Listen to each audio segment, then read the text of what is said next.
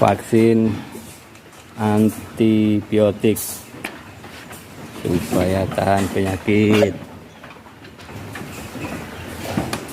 sekalian pemberian vitamin secara injeksi bersama Mbah Yanto dan Bang Pai.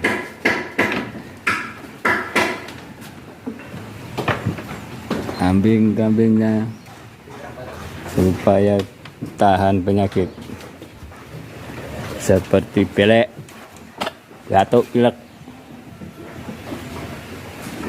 Oke, Mbah sudah beralih profesi menjadi mantri hewan.